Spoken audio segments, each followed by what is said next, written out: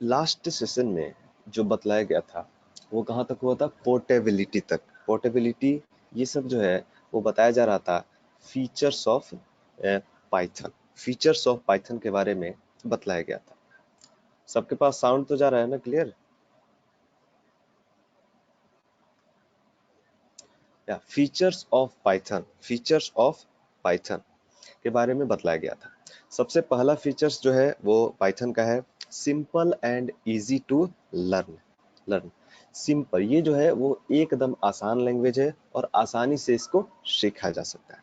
दूसरा क्या इसका फीचर था कि freeware and open source programming language है। ये फ्रीवेयर और ओपन सोर्स का क्या मतलब होता है इसको हम बतलाए हुए थे। ठीक है, फ्रीवेयर का मतलब ये है कि ये पूरी तरह से फ्री है, इसको यूज करने के लिए एक भी पैसा देने की जरूरत नहीं पड़ती है। और ओपन सोर्स का क्या मतलब होता है? ओपन सोर्स का ये मतलब होता है कि इसके कंटेंट्स में हम चेंजिंग कर सकते हैं। यानी कि अगर जो हम उस लेवल तक पाइथन को जान गए कि अब इसको हम एडिट करें, या फिर कुछ ऐसे इसके फीचर्स है जो कि हमको पसंद नहीं है, तो हम इसको जो है एडिट भी कर सकते हैं अपने तरीके से।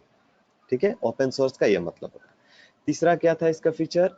High level programming language. ये जो था वो हाई लेवल प्रोग्रामिंग लैंग्वेज है। ये हाई लेवल क्या होता है इसको पूरी तरह से बतलाया गया था। और फोर्थ जो है वो क्या है?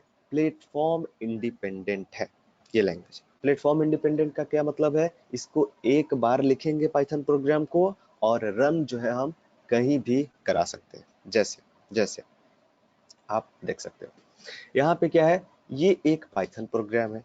ठीक है, एक मिनट,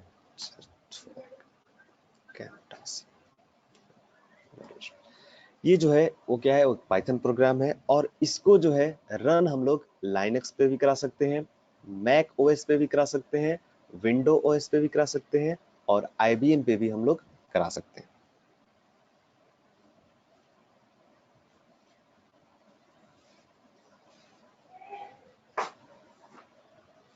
या अब जो है वो शेयर हो रहा है डिस्प्ले।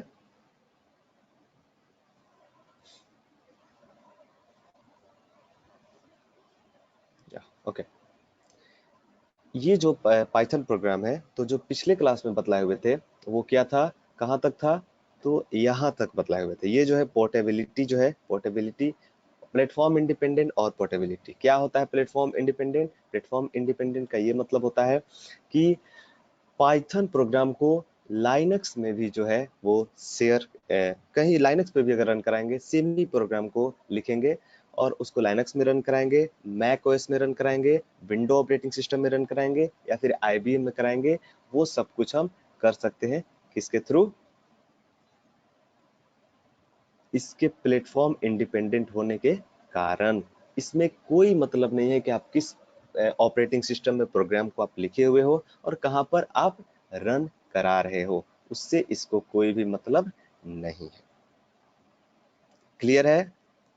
अभी तक में कोई कंफ्यूजन? ये चीजें हम कल अच्छे से डिस्कस कर दिए थे कि प्लेटफॉर्म इंडिपेंडेंट का क्या मतलब होता है और पोर्टेबिलिटी का क्या मतलब होता है। पोर्टेबिलिटी का मतलब ये होता है कि किसी प्रोग्राम को एक सिस्टम से मूव कराकर दूसरे सिस्टम में लेकर गए तो वो आसानी से रन हो जाएगा बिना किसी चेंजेस के, उसको बोलते हैं पोर्टेबिलिटी। पोर्टेबिलिटी ऑफ प्रोग्राम का। और प्लेटफॉर्म इंडिपेंडेंस का क्या मतलब होता है कि राइट वंस, ये ओरा प्रिंसिपल को फॉलो करता है। राइट वंस रन एनीवेयर, मतलब एक बार आप लिखें और रन आप कहीं भी करा सकते हो। यहां तक में किसी को कंफ्यूजन कुछ?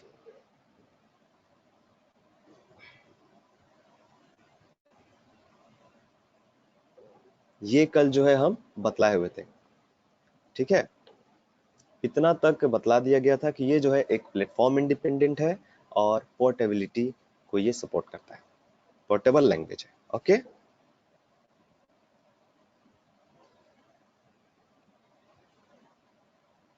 किसी को कंफ्यूजन यहां तक? आगे बढ़े। ये प्रीवियस क्लास में जो डिस्कस किए थे उसको जो है रिपीट किए हैं। क्या क्या प्रीवियस क्लास में बतलाए हुए थे?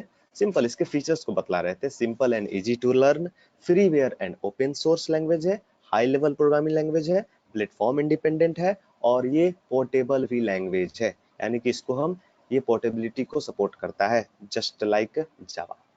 जावा से इसमें कोई मतलब नहीं है, ठीक है। फीचर सारे वही हैं, फीचर इसमें जावा से भी ज्यादा है, ठीक है।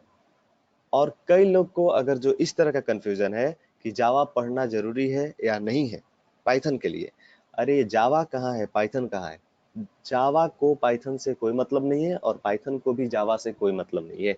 ये दोनों इंडिपेंडेंट लैंग्वेजेस है और इवन इसका एक सिंटेक्स भी जो है वो नहीं मिलता है आपस में, ठीक है।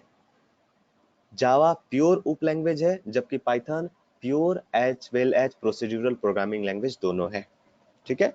जावा प्योर रूप है, यानी कि बिना क्लास का उसमें नहीं बना सकते, मगर जावा और पाइथन में कोई भी सिमिलरिटी वैसा नहीं है, क्योंकि वो भी एक प्रोग्रामिंग लैंग्वेज है, वो भी वही काम करेगा, और पाइथन भी प्रोग्रामिंग लैंग्वेज है तो वो भी वही काम करेगा, सिर्फ इतना सिमिलरिटी, ठीक है। जावा पढ़ने से पाइथन पढ़ने से कोई मतलब नहीं, ठीक है। आप अगर जो सी भी नहीं पढ़े हुए हो ना, तब भी आप पाइथन आसानी से हैंडल कर सकते हैं, ठीक है। पाइथन इतना आसान है, अगर आप कोई भी लैंग्वेज नहीं पढ़े हुए हो तब भी कर सकते हैं, और अगर आप सी और सी प्लस प्लस पढ़े हुए हो तो फिर प्रॉब्लम ही नहीं है, फिर कोई भी दिक्कत नहीं, ठीक है। नहीं भी पढ़े हुए हो तब भी कोई दिक्कत नहीं है। अगर सिंपली जो एकदम प्रोग्रामिंग नहीं जानता है वो भी अपना स्टार्टिंग पाइथन से कर सकता है, क्योंकि पाइथन में कोई मतलब नहीं है, किसी भी लैंग्वेज का जानकारी नहीं भी है, कोई भी जरूरत नहीं है उसका, ठीक है। क्लियर है अभी तक सबको?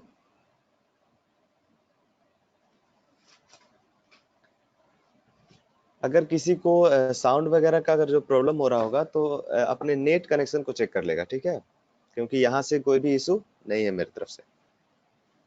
थोड़ा सा नेट प्रॉब्लम के कारण हो सकता है साउंड का इशू हो रहा हो, मगर इधर मेरे तरफ से कोई प्रॉब्लम नहीं है, आपके साइड में प्रॉब्लम, ठीक है। नेक्स्ट बढ़ते हैं, इसका नेक्स्ट फीचर क्या है, डायनेमिकली टाइप्ड प्रोग्रामिंग लैंग्वेज। ये जो है इसका सबसे इंपॉर्टेंट अगर जो कुछ फीचर है तो ये है डायनेमिकली टाइप प्रोग्रामिंग लैंग्वेज। इसका क्या मतलब होता है और डायनेमिकली टाइप का क्या मतलब, डायनेमिक टाइप का क्या मतलब होता है, तो इसका मतलब सिंपल ये है कि in Python we don't mention और declare the type of variable. हम लोग को जैसे सी में अगर जो सिंपल प्रोग्राम को देखा जाए, सी में किस तरह से प्रोग्राम को लिखते थे, सी लैंग्वेज में जब भी हम लोग प्रोग्राम को लिखते थे तो क्या करते थे, इंट इंट ए कॉमा बी, इस तरह से हम लोग वेरिएबल को डिक्लेयर करते थे। सी हो गया, सी प्लस प्लस हो गया, जावा हो गया, सब में सेम ही तरीके से करते हैं, ठीक है। इंट ए बी इस तरह से वेरिएबल को डिक्लेयर करते हैं। उसके बाद क्या करते थे, उसके बाद लिखते थे enter enter value value in in a and b, इस तरह से हम लोग लिखते थे, ठीक है। इतना कुछ हम लोग को लिखना पड़ता था, यानी कि कोई भी वेरिएबल का अगर जो हम लोग को इस्तेमाल करना है तो उसको जो है डिक्लेयर करना बहुत जरूरी है। सी सी प्लस प्लस जावा सभी में जो है वो डिक्लेयर करना, इवन जो लोग क्यू बेसिक भी पढ़ा हुआ है, क्विक बेसिक जो पढ़ा हुआ है, क्यू बेसिक, विजुअल बेसिक, सब में जो है वो वेरिएबल का डिक्लेरेशन करना आपको जरूरत रहता है, यानी कि वेरिएबल को डिक्लेयर करना एकदम कंपलसरी है। मगर जावा में, जावा एक डायनामिक टाइप लैंग्वेज है, इसमें क्या होता है कि आपको वेरिएबल का टाइप आपको डिक्लेयर करने की जरूरत नहीं पड़ती है।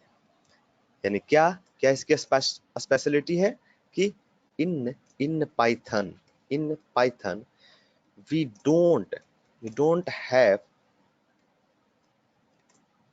To mention mention the type of variables, ठीक है।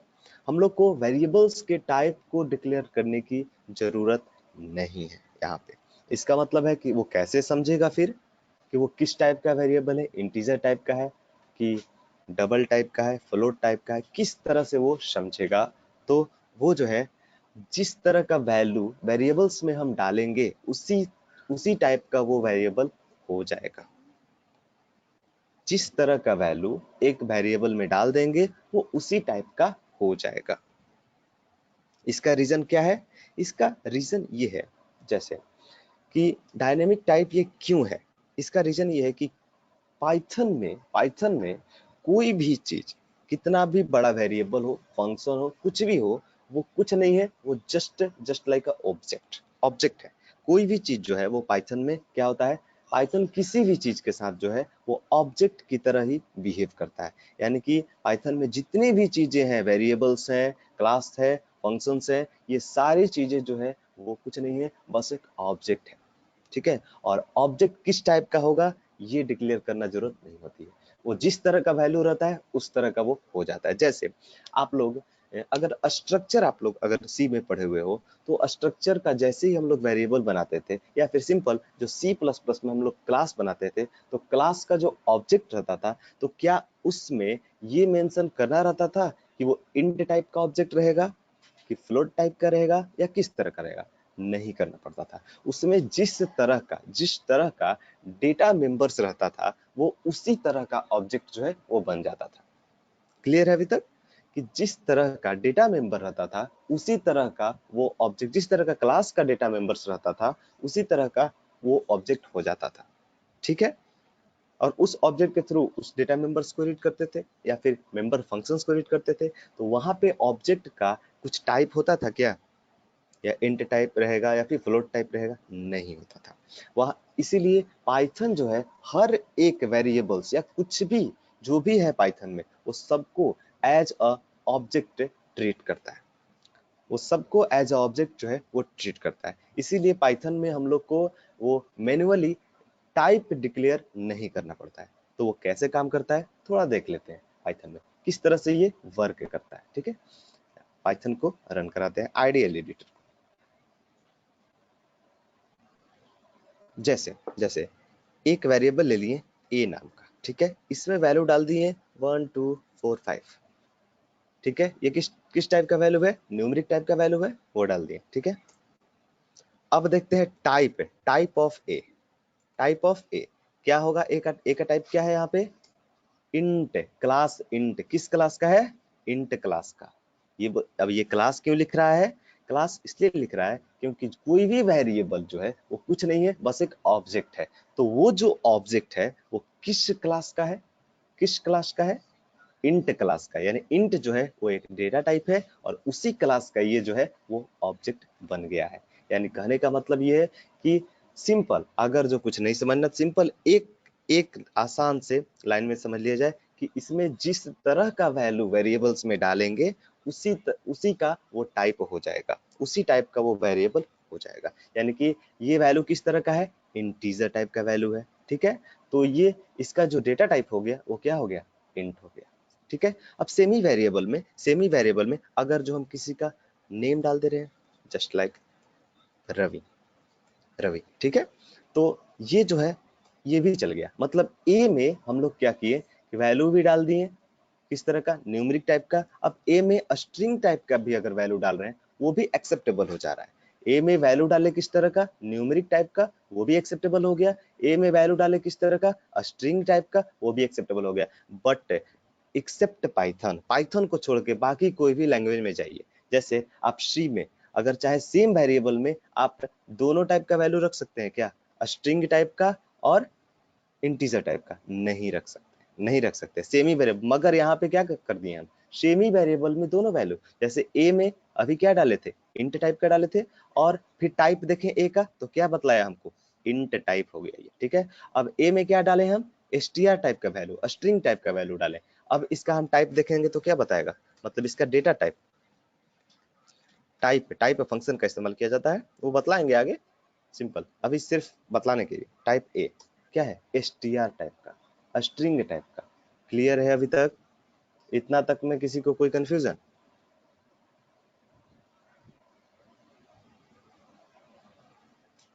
इतना तक में किसी को कोई कंफ्यूजन?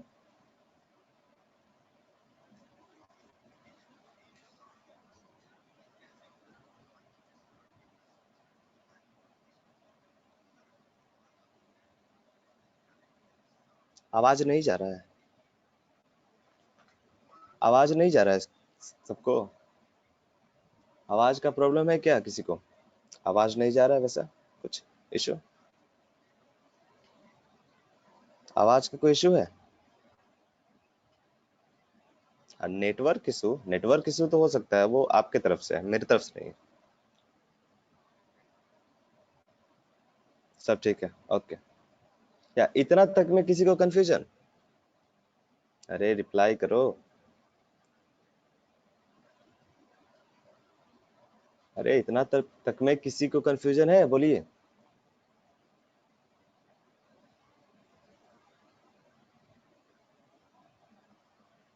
किसी को कोई कंफ्यूजन इतना तक में? या फिर से रिपीट कर दें?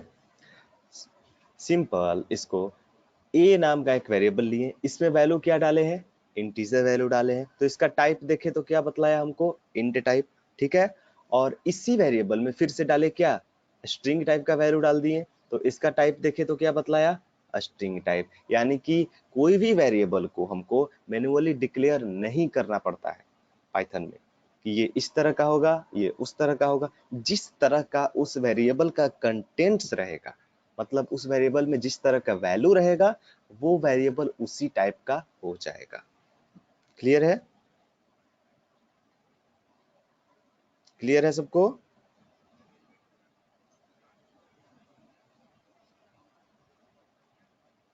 या ओके। अरे सब लोग रिप्लाई करो। एक के रिप्लाई करने से नहीं होगा, सब लोग।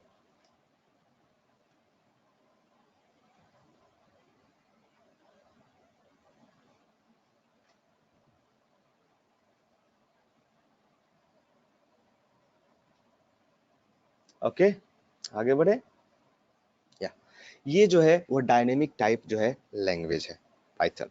इसका क्या मतलब है वो पता चल गया कि ए में किसी तरह का वैल्यू डालिए, सपोज कीजिए। और एक स्पेशलिटी क्या है पाइथन की, कि आप कितना भी बड़ा वैल्यू आप डाल दो, कितना भी बड़ा वैल्यू, ठीक है, ये बहुत बड़ा वैल्यू अपने आप में। इसका टाइप देखेंगे तो क्या आएगा? टाइप ऑफ ए क्या शो करेगा? इंट, इंट टाइप का रहेगा ये, ठीक है।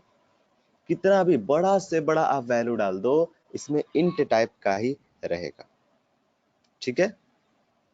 और एक चीज, जो पाइथन 2.0 समथिंग करके जो इसका वर्जन है, उसमें एक और डेटा टाइप है आपको मिलेगा, फ्लोट। मगर पाइथन 3 में फ्लोट नहीं, लॉन्ग डेटा टाइप आपको मिलेगा। फ्लोट तो है ही, फ्लोट टाइप का वैल्यू तो रहेगा ही। अब जो जैसे ये है वैल्यू, ठीक है, पॉइंट में डाल दिए तो ये इसका क्या डेटा टाइप रहेगा? फ्लोट टाइप रहेगा, ठीक है। मगर इसमें बड़ा से बड़ा वैल्यू आपको इंट डेटा टाइप में आ जाएगा। इसमें लॉन्ग का कोई कॉन्सेप्ट नहीं है, ठीक है। पाइथन 3 में लॉन्ग डेटा टाइप जो है वो नहीं है, जबकि पाइथन 2 में लॉन्ग डेटा टाइप का कॉन्सेप्ट था, ठीक है। अब पाइथन 2 खत्म हो चुका है, पाइथन 2 का सपोर्ट भी खत्म हो चुका है। जस्ट लाइक विंडोज 7, विंडोज 7 का सपोर्ट जिस तरह से खत्म कर दिया गया है माइक्रोसॉफ्ट के द्वारा, उसी तरह से पाइथन 2 का सपोर्ट भी पाइथन ऑर्गेनाइजेशन की तरफ से खत्म कर दिया गया, ठीक है। अब जो भी पावर ऑफ पाइथन है वो बिकॉज ऑफ पाइथन 3 है, नॉट बिकॉज ऑफ पाइथन 2, ठीक है। इसके और भी कई वर्जन्स थे, तो वो हम आगे चर्चा करके बतलाएंगे, ठीक है। आगे बढ़े, आगे बढ़े इसमें।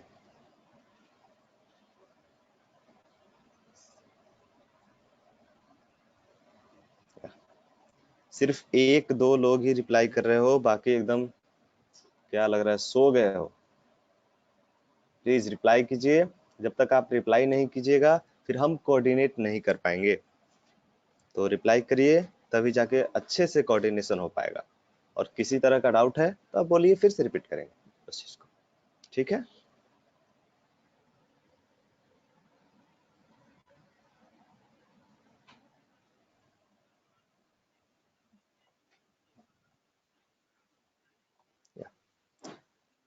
फिर से मोहित, मेरे कहने का मतलब ये है कि इसमें जो है वेरिएबल का हमको टाइप डिक्लेयर करने की जरूरत नहीं पड़ती है, ठीक है।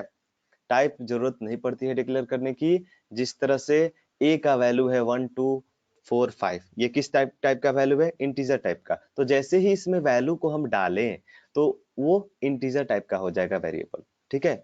और क्या है, इसमें सेम ही वेरिएबल में अगर फिर से हम स्ट्रिंग टाइप का वैल्यू डाल दिए तो उसका टाइप फिर से क्या हो जाएगा, स्ट्रिंग टाइप का हो जाएगा। ठीक है। और ये वाला पॉइंट क्या बतलाएं कि इसमें ये बतलाएं कि एक वेरिएबल में कितना भी बड़ा से बड़ा आप इंटीग्रल वैल्यू ले लो, वो लॉन्ग डेटा टाइप में नहीं जाएगा, क्योंकि इसमें लॉन्ग डेटा टाइप का कोई भी कॉन्सेप्ट पाइथन 3 में नहीं है। ठीक है, पाइथन 3 में लॉन्ग डेटा टाइप का कोई भी कॉन्सेप्ट इसमें नहीं है। ठीक है, और ये फ्लोट है, फ्लोट डेटा टाइप का है इसमें। क्लियर है? हाँ, फ्लोट में है, और डबल का कोई कॉन्सेप्ट नहीं है। जो डबल किस लिए यूज किया जाता था, हम लोग जैसा कि जानते हैं कि बड़ा से बड़ा बड़ा वैल्यू को जो है वो बड़ा डेसिमल पॉइंट वाले वैल्यूज को रखने के लिए डबल का इस्तेमाल किया जाता था, तो डबल को भी हटा दिया गया। ये सब बातें हम डिस्कस करेंगे आगे जब डेटा टाइप बतलाएंगे तब। क्लियर है अभी तक? इतना तक, इतना तक में किसी को कोई कंफ्यूजन?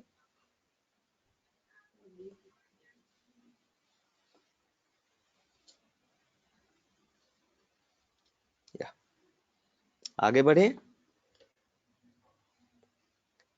इसका जो ओके, या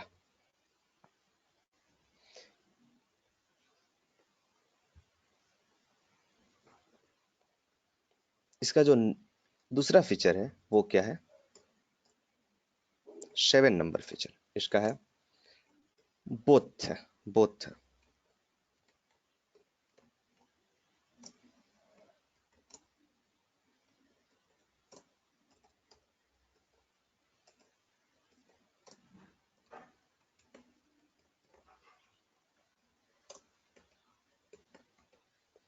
ये क्या है कि बोथ प्रोसीड्यूरल एंड उप प्रोग्रामिंग लैंग्वेज, ये क्या है, वो प्रोसीड्यूरल प्रोग्रामिंग लैंग्वेज भी है और उप प्रोग्रामिंग लैंग्वेज भी है।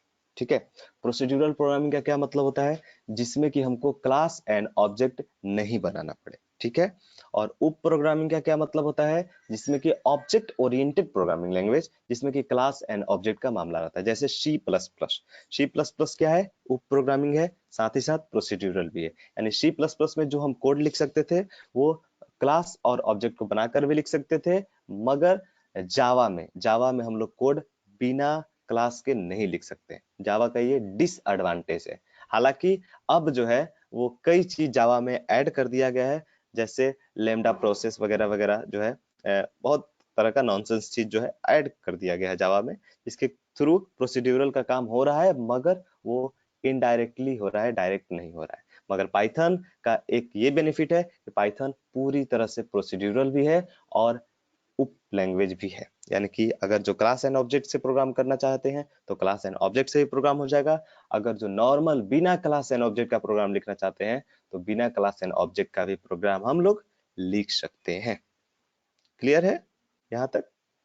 जैसे जैसे सपोज करो कि ये एक प्रोग्राम है सिंपल, अगर कोई भी चीज अगर जो हम लिखते हैं यहाँ पे प्रिंट ही लिखते हैं। ठीक है, प्रिंट हेलो, हेलो वर्ल्ड ही सिर्फ प्रिंट कराते हैं अगर अगर जो इसके अंदर, तो ये क्या है, एक प्रोग्राम है, तो क्या इसको हम क्लास के अंदर लिखें? नहीं, कोई भी क्लास नहीं लिए। ठीक है, नॉर्मल नॉर्मल कोई भी एक नया फाइल लेकर के अगर जो सिंपल सिंपल एक प्रोग्राम भी बनाते हैं, कुछ भी अगर लिखने का, जो simple a comma b equal to 10 comma 20 और समेशन सिर्फ शो कराते हैं। ठीक है, समेशन ए प्लस बी। ठीक है, और इसको रन कराते हैं। पहले रन कराएंगे तो इसको क्या करना पड़ेगा, पहले तो सेव करना पड़ेगा। ठीक है, तो सेव किए, कहाँ पे सेव करेंगे इसको, फिलहाल डेस्कटॉप पे कर दे रहे हैं। किस नाम से, टेस्ट नाम का चूंकि बना हुआ है, तो एक ABC समथिंग करके ABC, ये पाइथन फाइल बाय डिफॉल्ट ले लिया है तो इसको सेव कर दिया। ठीक है, तो हेलो वर्ल्ड यहाँ पे समेशन इक्वल टू कितना 30 यहाँ पे आ गया। जो भी वैल्यू डाले यहाँ पे, ये किस तरह से होता है, क्या होता है, ये सब आगे डिस्कस करेंगे। प्रोग्रामिंग पे ज्यादा नहीं सोचना है, बस सिंपल ये समझना है कि ये जो है वो प्रोसीड्यूरल प्रोग्रामिंग लैंग्वेज भी है। क्या यहाँ पर कोई भी आपको हम क्लास लिए हुए हैं क्या, कोई भी क्लास लेकर बना रहे हैं? नहीं, ये बिना क्लास का भी काम करता है, जिस तरह से C++ में हम लोग प्रोग्रामिंग करते हैं बिना क्लास एंड ऑब्जेक्ट का, यानी कि और साथ ही साथ इसमें क्लास एंड ऑब्जेक्ट का भी कॉन्सेप्ट है, तो इसलिए ये क्या है, प्रोसीड्यूरल के साथ साथ उप लैंग्वेज भी है। क्लियर है? यहाँ तक किसी को कोई कंफ्यूजन? यहाँ तक किसी को कोई कंफ्यूजन?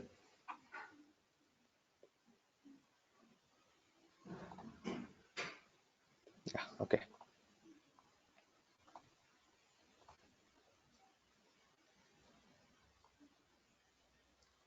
अरे जुड़े इतने लोग हैं मगर रिप्लाई बहुत कम लोग का आ रहा है।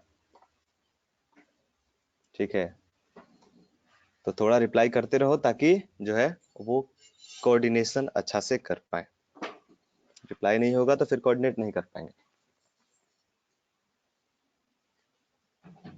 नेक्स्ट फीचर क्या है? Interpreted programming language.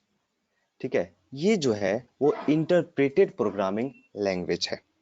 Interpreted programming language का क्या मतलब होता है? और एक होता है कंपाइलेशन वाला। तो दो तरह का ट्रांसलेटर होता है इसमें। क्या क्या होता है? एक होता है इंटरप्रेटर होता है, और दूसरा क्या क्या क्या होता है? कंपाइलर होता है। तो कंपाइलर किसको बोलते हैं? जो कि एक बार में सारे प्रोग्राम को कंपाइल कर दे, मतलब ट्रांसलेट कर दे। किस फॉर्मेट में? नॉर्मल फॉर्मेट से, प्रोग्रामिंग लैंग्वेज वाला फॉर्मेट से वो मशीन कोड में जो कन्वर्ट कर देता है उसको बोलते हैं कंपाइलर। यानी पूरे जितने भी प्रोग्राम लिखे हुए हैं उसको एक बार में ही वो कन्वर्ट कर दे मशीन कोड में, उसी को बोलते हैं हम लोग क्या? कंपाइलर। मगर इंटरप्रेटर किसको बोलते हैं? इंटरप्रेटर बोलते हैं, जैसे आप लोग सी और C++ आप पढ़े हुए हैं, बहुत लोग यहाँ पे C++ पढ़ा हुआ है, तो C++ में क्या है कि क्या यूज होता है ट्रांसलेटिंग के लिए? कंपाइलर यूज होता है। कंपाइलर यूज होता है, इसका मतलब है कि सारे प्रोग्राम को वो एक बार में ही वो कन्वर्ट कर देता है। ठीक है, मगर मगर जो जावा है, जावा में बोथ है, compiler as well as interpreter use होता है। खैर जावा से हमको मतलब नहीं है। पाइथन में इंटरप्रेटर यूज होता है, कंपाइलर यूज नहीं होता है। इंटरप्रेटर क्या करता है कि प्रोग्राम को लाइन बाय लाइन कंपाइल करता है। जैसे सपोज करो कि ये मेरा प्रोग्राम है, ये मेरा पूरा प्रोग्राम है, ठीक है, तो इसको क्या करेगा कि पहले इस लाइन को कन्वर्ट करेगा, फिर इस लाइन को चेक करेगा, फिर इस लाइन को चेक करेगा, फिर इस लाइन को। इसका मतलब है कि वो लाइन बाय लाइन जो है सिंटैक्टिकल मिस्टेक्स को चेक करता है।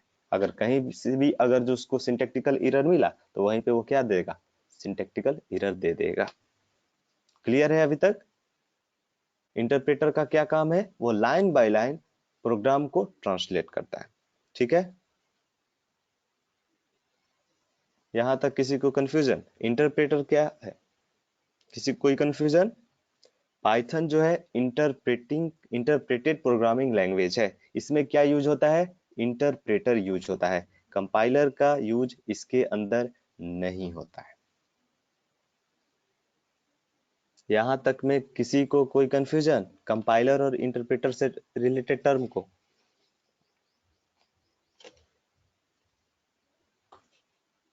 या ओके।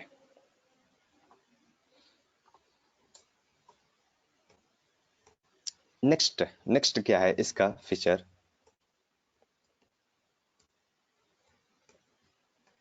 एक्सटेंसिबल। इसका क्या मतलब है? ये जो है एक्सटेंसिबल लैंग्वेज है। एक्सटेंसिबल का क्या मतलब हुआ कि अगर जो हम लोग ये चाह रहे हैं कि इसके अंदर सी प्रोग्राम को भी हम लोग अटैच कर दें, ठीक है, इसके अंदर ये अगर जो हम लोग चाह रहे हैं कि सी प्रोग्राम को भी पाइथन से अटैच कर दे, जैसे जैसे मान के चलिए कि अ, एक जो है इसको समझते हैं यहाँ एक फिगर के द्वारा। जैसे मान के चलिए कि हमको एक बड़ा सॉफ्टवेयर बनाना है, ठीक है, एक बड़ा सॉफ्टवेयर बनाना है, ठीक है, और उसमें कुछ लाइंस जो है हम लोग जो लिखे हुए हैं वो हम पाइथन का लिखे हुए हैं, ठीक है, कुछ पर्टिकुलर लाइंस जो है वो है किसका? मेरा, वो है पाइथन का, ठीक है, वो है पाइथन का। ये जो है रेड वाला जो है वो पूरी तरह से क्या है, पाइथन का लाइन से, ठीक है। अब ये चाह रहे हैं, ये पाइथन का है, ये पाइथन का लाइन है। अब ये चाह रहे हैं कि नहीं, अब जो है कुछ लाइंस जो है वो लिखना चाह रहे हैं किसका, सी का, कि नहीं ये चीजें जो है हमको पाइथन में अच्छी नहीं लगी, तो ये चीजें हम क्या करना चाहते हैं, सी से लिखना चाहते हैं, कुछ उसके पार्ट्स को हम सी में लिखना चाहते हैं, ठीक है। वो भी काम हम लोग कर सकते हैं। और कुछ पार्ट्स हमको लगा कि नहीं ये जो है ना तो पाइथन से हो रहा है, ना ही सी से हो पा रहा है, इसको हम लिखना चाह रहे हैं सी प्लस प्लस से, ठीक है। यानी कि ये वाला जो पार्ट है वो किससे लिखा हुआ है, पाइथन से। ये वाला पार्ट जो है लिखा हुआ है किसमें, सी में। और ये वाला पार्ट किसमें लिखा हुआ है, सी प्लस प्लस में। या फिर कुछ पार्ट मन है कि जावा से अच्छा होगा, जावा से लिखे हुए हैं, तो वो सारी चीजें भी हम कर सकते हैं किसमें, पाइथन में। तो इसलिए बोला जाता है कि पाइथन क्या है, एक एक्सटेंसिबल लैंग्वेज है। यानी कि इसके कई सारे फीचर्स को एक्सटेंड किया जा सकता है। यानी कोई भी एक सॉफ्टवेयर जिसमें अगर आप 90 सपोज कीजिए एक हम सॉफ्टवेयर स्कूल का बनाने जा रहे हैं, ठीक है, पाइथन में बनाने जा रहे हैं स्कूल का प्रोजेक्ट जो है हम पाइथन बनाने जा रहे हैं, मगर पहले से हम एक सी में बना चुके हैं स्कूल का प्रोजेक्ट, ठीक है। और उसके कुछ पार्ट्स को जैसे क्या है कि फिर से हमको बनाने पड़ रहा है, ठीक है। तो वो हमको लग रहा है कि नहीं पाइथन से ना जो मेरा सी में बना हुआ है वही वाला सेम जो है वो यहाँ पे इस्तेमाल कर ले, क्योंकि उसको बार बार लिखने की जरूरत नहीं पड़ेगी, फिर से इसको पाइथन में करना पड़ेगा। तो उससे अच्छा है कि हम चाह रहे हैं कि नहीं मेरा सी में जो बना ही हुआ है उसी को क्या कर दे, इसमें अटैच कर दे। तो वो काम भी हम लोग कर सकते हैं पाइथन में। यानी पाइथन को कभी भी एक्सटेंड हम कर सकते हैं। पाइथन जो है पूरी तरह से एक्सटेंसिबल है, ठीक है। और एक्सटेंसिबल है तो इसका मतलब है कि हम लोग कभी भी जो है पाइथन को एक्सटेंड करा सकते हैं दूसरे लैंग्वेज से। अगर जो हम लोग जावा से कराना चाहते हैं तो जावा से भी करा सकते हैं, ठीक है। और दूसरे लैंग्वेज से भी कराना चाह रहे हैं तो दूसरे लैंग्वेज से भी हम लोग करा सकते हैं। इसका मतलब है कि पाइथन के साथ साथ प्रोग्राम किसका वाला अटैच हम लोग कर सकते हैं, सी का भी अटैच कर सकते हैं, सी प्लस प्लस का भी अटैच कर सकते हैं, जावा का भी अटैच कर सकते हैं, रूबी का भी अटैच कर सकते हैं। जितने भी दुनिया में प्रोग्रामिंग लैंग्वेजेज हैं सबको अटैच कर सकते हैं किसके साथ, हम लोग पाइथन के साथ, ठीक है। तो इसीलिए इसका जो ये फीचर है एक्सटेंसिबल, इसका क्या मतलब है, क्लियर हो गया होगा। क्लियर है सबको, क्लियर है।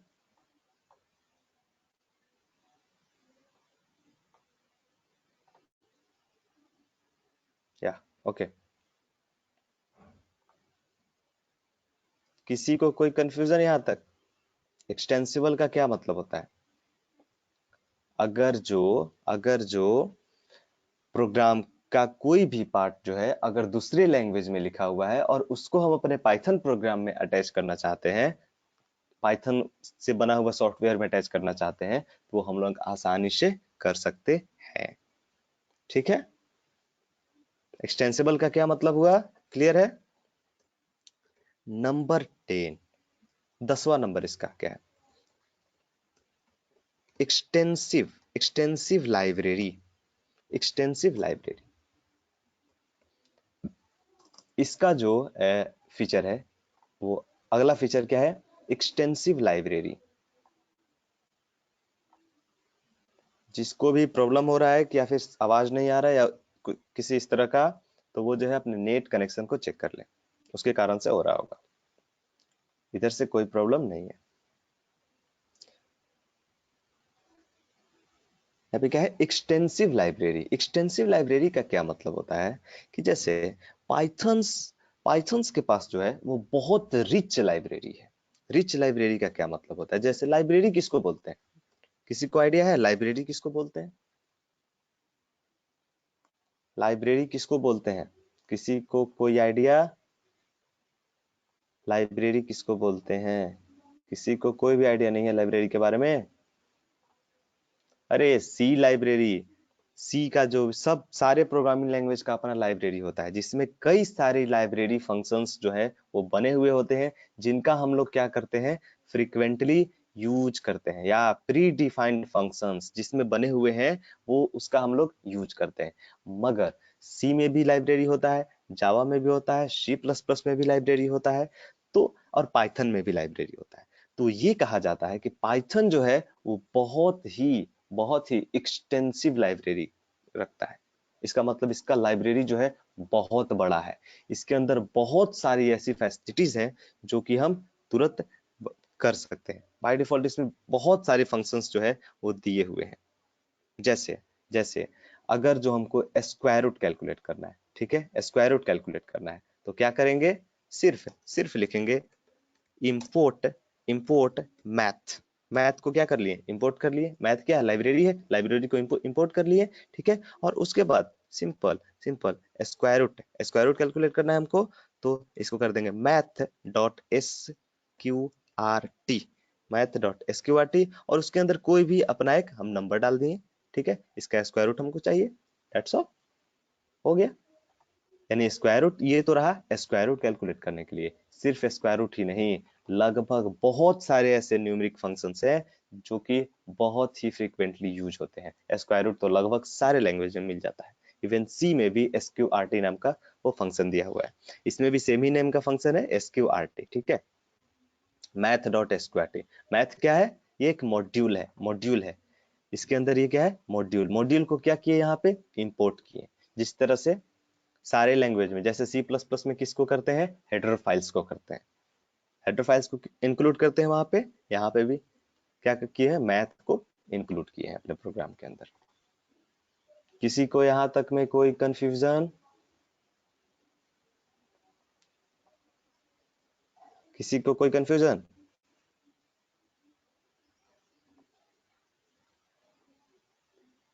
सब लोग नहीं रिप्लाई कर रहा है, कुछ ही लोग कर रहा है रिप्लाई।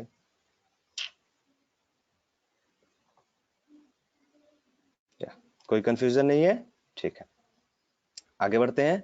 एक्सटेंसिव लाइब्रेरी का क्या मतलब होता है, पाइथन्स जो है हम लोगों को बहुत सारी जो है वो लाइब्रेरीज जो है वो प्रोवाइड करता है, जो कि बहुत ही रिच है। रिच लाइब्रेरी का क्या मतलब होता है, बहुत सारी चीजें जो है हम लोग को बाय डिफॉल्ट अवेलेबल है, उसके लिए कोडिंग करने की जरूरत नहीं है, सिर्फ उसको क्या करना है, यूज करना है, ठीक है। वो सारे फीचर्स जो है सिर्फ यूज करना है। इसीलिए बोला जाता है कि Python has richest library, richest, because no any programming language have library number of libraries how much Python included. जितना ज्यादा पाइथन में है उतना ज्यादा किसी भी लैंग्वेज में लाइब्रेरी नहीं है, ठीक है। ये तो रहा फीचर्स ऑफ पाइथन या एडवांटेज ऑफ पाइथन बोल सकते हैं इसको। क्या इसका कुछ लिमिटेशंस भी है? जाहिर सी बात है, इतना बड़ा लैंग्वेज है, इतना अच्छा लैंग्वेज है, तो कुछ ना कुछ तो लिमिटेशंस तो होंगे। Limitations of Python, limitations of Python, क्या क्या लिमिटेशंस है? बहुत ज्यादा नहीं है, बहुत कम लिमिटेशंस है पाइथन के। पहला क्या है, थोड़ा सा परफॉर्मेंस इशू। इसका मतलब है कि थोड़ा बहुत लिटिल बिट स्लो हो सकता है पाइथन का जो पाइथन से जो भी सॉफ्टवेयर बनता है वो थोड़ा हो सकता है कि जावा के कंपैरिजन में थोड़ा स्लो हो सकता है, थोड़ा। वो भी चूंकि इसका कोड इतना कम रहता है तो इस कारण से वैसा मामला नहीं आता है जनरली, मगर हो सकता है कि परफॉर्मेंस के बेसिस पे थोड़ा स्लो हो सकता है पाइथन, किससे, जावा से सी प्लस प्लस से थोड़ा सा स्लो हो सकता है पाइथन, परफॉर्मेंस इशू थोड़ा हो सकता है, ठीक है। और दूसरा लिमिटेशंस क्या है इसका, mobile mobile applications. Mobile applications आप पाइथन से डायरेक्टली नहीं बना सकते, ठीक है। बिकॉज अभी जो सबसे ज्यादा मोबाइल एप्लीकेशंस बनता है वो किससे बनता है, एंड्रॉयड से बनता है। एंड्रॉयड से बनता है, जो भी मोबाइल एप्लीकेशन बनता है वो एंड्रॉयड से बनता है। और एंड्रॉयड सबको पता है वो किसको ज्यादा सपोर्ट करता है, वो जावा को, क्योंकि most of the syntax of Android are similar to the Java, ठीक है। तो थोड़ा सा मोबाइल ऐप के मामले में अभी भी पाइथन थोड़ा पीछे है, मगर अब जो है धीरे धीरे एनहांसमेंट हो रहा है। और हालांकि मोबाइल ऐप के बैकग्राउंड प्रोसेस जो है, जो भी डेटाबेस से रिलेटेड प्रोसेस है, वो सब पाइथन से होता है, मगर डायरेक्टली जो होता है वो पाइथन को इम्प्लीमेंट अभी भी नहीं किया जा रहा है मोबाइल ऐप बनाने में।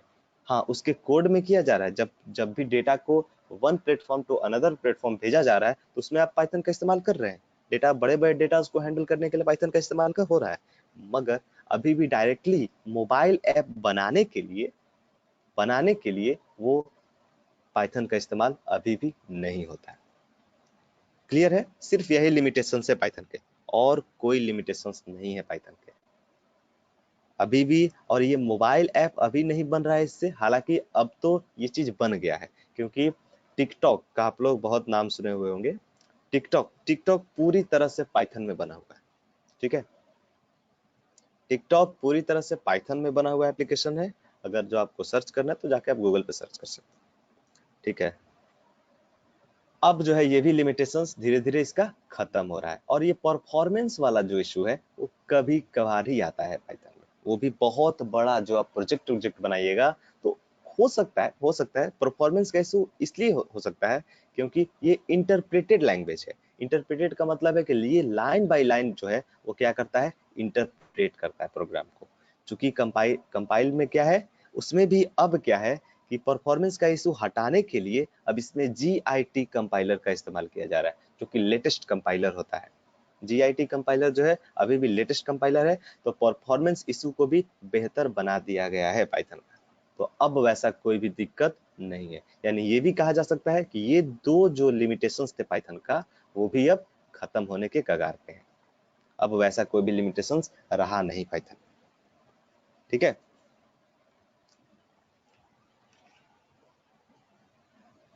यहाँ तक क्लियर है? आगे बढ़े।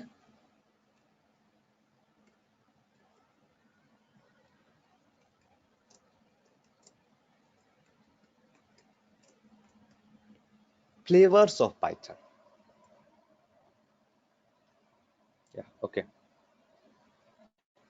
किसी को यहाँ तक में कोई भी कंफ्यूजन? किसी को भी यहाँ तक में किसी तरह का कोई कंफ्यूजन है?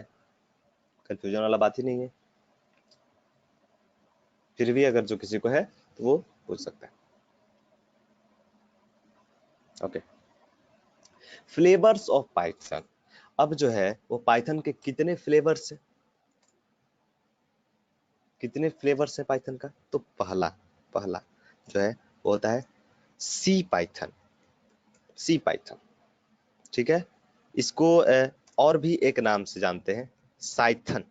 साइथन, ये आपको बतलाए हुए थे कि पाइथन जो है वो सी प्रोग्राम को भी सपोर्ट करता है। ठीक है, वो किस तरह से करता है वो हम करके दिखाएंगे। ठीक है, उसके लिए ज्यादा टेंशन नहीं लेना है, और सी का भी कोड हम पाइथन के साथ अटैच कर सकते हैं। ठीक है, तो जिसके साथ अटैच करते हैं वो जो फ्लेवर होता है इसका पाइथन का, उसको क्या क्या बोलते हैं हम लोग? साइथन। साइथन साइथन इसको बोलते हैं। यानी इसमें क्या रहता है, सी प्लस पाइथन। पाइथन और सी दोनों को मिला करके जो फ्लेवर बन गया उसका नाम क्या है, साइथन। इसको इंस्टॉल करना पड़ता है आपको सिस्टम में, और किस तरह से इंस्टॉल करते हैं थोड़ा सा बतला देंगे अभी, बाकी ज्यादा डीप में इसमें नहीं जाएंगे अभी। नेक्स्ट नेक्स्ट जो फ्लेवर है इसका वो है जाइथन। जाइथन, ये क्या है आप लोग एक्सपेक्ट कर सकते हैं, जावा प्लस पाइथन। जावा प्लस पाइथन, इसका मतलब है कि आप लोग चाहे तो जावा का भी कोड जो है वो किसमें लिख सकते हैं, पाइथन के अंदर लिख सकते हैं। हैप्पीली ये कंफर्टेबल होगा। क्लियर है? नेक्स्ट जो है वो कौन सा फ्लेवर है, आयरन पाइथन। अरे आयरन पाइथन क्या है? आयरन पाइथन, आयरन का मतलब होता है लोहा। क्या पाइथन में लोहा डाला गया? नहीं, ऐसा कुछ नहीं है। ये क्या है, आयरन पाइथन किसको बोला बोला गया कि जनरली जो सी शार्प लैंग्वेज का आप लोग नाम सुने हुए होंगे, इवन सब लोग नाम तो सुना हुआ होगा, अवेयर नहीं होगा इससे। इवन हमको भी नहीं पता है सी शार्प के बारे में। तो सी शार्प और नेट डॉट नेट, ये दोनों आप लोग नाम सुने होंगे। डॉट नेट से तो थोड़ा बहुत लोग अवेयर होंगे, मगर सी शार्प को नहीं पता होगा। सी शार्प और डॉट नेट, ये दोनों को मिलाकर प्लस में पाइथन को मिलाकर जो ये कॉम्बिनेशन है, इसको बोलते हैं क्या, आयरन पाइथन। आयरन पाइथन, ठीक है, इसी का नाम क्या है, आयरन पाइथन। सिर्फ इसके फ्लेवर के बारे में जान लेंगे, जब यूज करेंगे उस टाइम में समझेंगे। तो हम लोग किसका यूज करके आप लोग को बतलाएंगे, साइथन का यूज करके हम बतला देंगे, आप लोग को दिखा देंगे कि साइथन का किस तरह से इस्तेमाल किया जाता है। ठीक है, और क्या करना पड़ता है इसको करने के लिए वो फिलहाल अभी बतला देंगे थोड़ा देर। नेक्स्ट क्या है, नेक्स्ट है पाई पाई। पाई पाई ये क्या है, और इसको बोला जाता है पाई पाइथन भी बोला जाता है। पाई पाइथन, पाई पाइथन, जाइथन, जाइथन होता है जावा पाइथन, ठीक ना, जावा प्लस पाइथन, जावा को जो पाइथन में इंक्लूड कर दिया गया वो हो गया जाइथन। जावा को भी सपोर्ट करेगा और पाइथन को भी सपोर्ट करेगा। क्लियर है। पाई पाइथन का क्या मतलब है कि ये एक ऐसा पाई पाइथन है लैंग्वेज जिसमें, हालांकि लैंग्वेज वो पाइथन ही है, ठीक है, इसमें ये एक ऐसा फ्लेवर है जिसमें क्या है कि जीआईटी कंपाइलर का इस्तेमाल किया जाता है। जीआईटी कंपाइलर का इस्तेमाल किया जाता है। ये सबसे लेटेस्ट कंपाइलर जीआईटी कंपाइलर, ठीक है। जो परफॉर्मेंस वाला इशू था वो हटाने के लिए जीआईटी कंपाइलर का इस्तेमाल किया जाता है। तो वो जो जिसमें पाइथन में जीआईटी कंपाइलर का इस्तेमाल किया जाता है उसको बोलते हैं पाई पाई या फिर पाई पाइथन, ठीक है। नेक्स्ट कौन सा है, रूबी पाइथन। रूबी पाइथन, अभी रूबी पाइथन क्या है,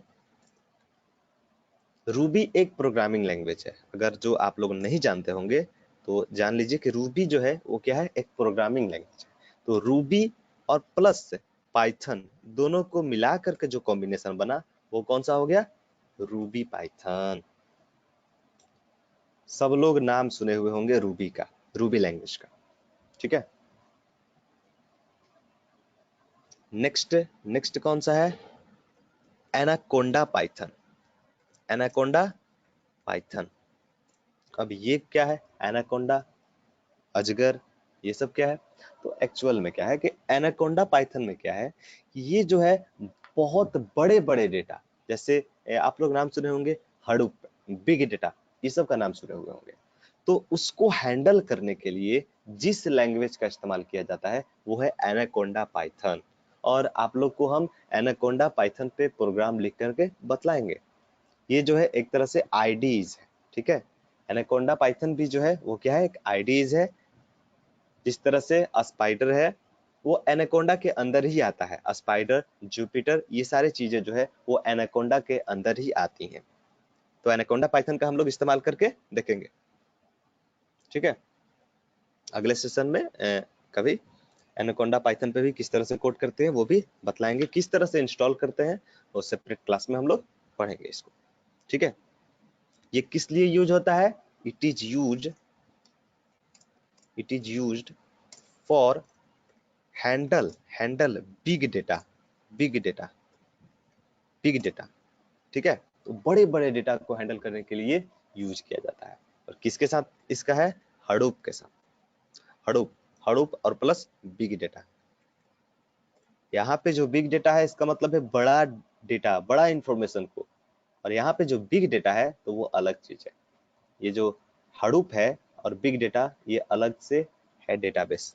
बिग डेटा एक डेटाबेस है, ठीक है। जिस तरह से ऑरेकल वगैरह इस तरह का है वो बिग डेटा भी इसी तरह का है। यहाँ तक किसी को कोई कंफ्यूजन,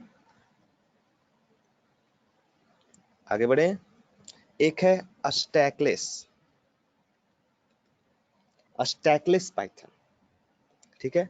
ये जो है जनरली वैसे वैसे प्रोग्राम को बनाने के लिए यूज होता है जो कि पैरेलली बहुत सारे चीजें होती रहे। जैसे मान के चलो कि एक ही साथ में अगर जो 1000 प्रोसेस चल रहा है तो उस तरह के सॉफ्टवेयर्स को बनाने के लिए स्टैकलेस पाइथन का इस्तेमाल किया जाता है, ठीक है।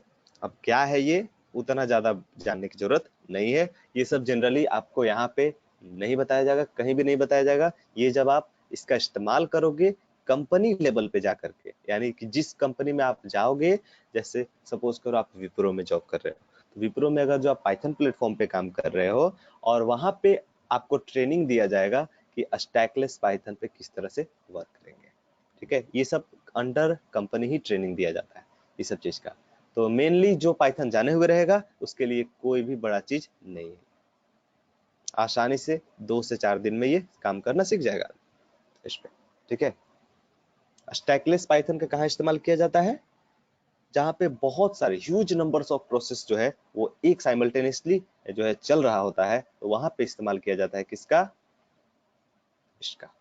ठीक है, यहाँ तक में किसी को कोई भी कंफ्यूजन या सवाल हो तो बोले।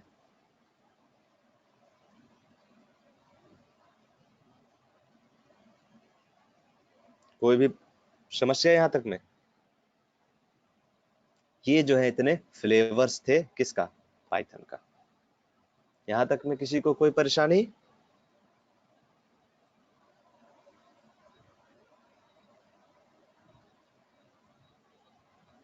रिस्पॉन्ड रिस्पॉन्ड, कोई परेशानी किसी तरह का किसी को? किसी को कोई परेशानी यहाँ तक में? नहीं, ओके। या आगे बढ़ते हैं इसमें। नेक्स्ट नेक्स्ट जो है वो क्या है? Python versions. पाइथन वर्जन्स, ठीक है। देखिए, पढ़ाया इस तरह से जा रहा है ताकि आप लोग जो है अपने नोट्स भी कंप्लीट कर सको। ठीक है, जैसे मान के चलो कि प्रोग्रामिंग लैंग्वेज जिस तरह से पढ़ाया जा रहा है, तो उसके हिसाब से आप लोग अपने कॉपी पे भी लिख सको इसको। ठीक है, क्या क्या फ्लेवर्स हैं, किस तरह के फीचर्स हैं। पाइथन वर्जन्स, तो पाइथन का सबसे जो पहला वर्जन आया था वो कौन सा आया था? पाइथन 1.0। पाइथन 1.0 ये कब आया था? 1994 में, जनवरी में आया था पाइथन का वर्जन। ये 1994 जनवरी में आया हुआ था ये पाइथन का वर्जन। ठीक है, उसके बाद आया पाइथन पाइथन 2.0। ठीक है, ये कब आया था? अक्टूबर अक्टूबर 2000 में आया था। ठीक है, नेक्स्ट जो वर्जन है वो है पाइथन 3.0। ये कब आया था?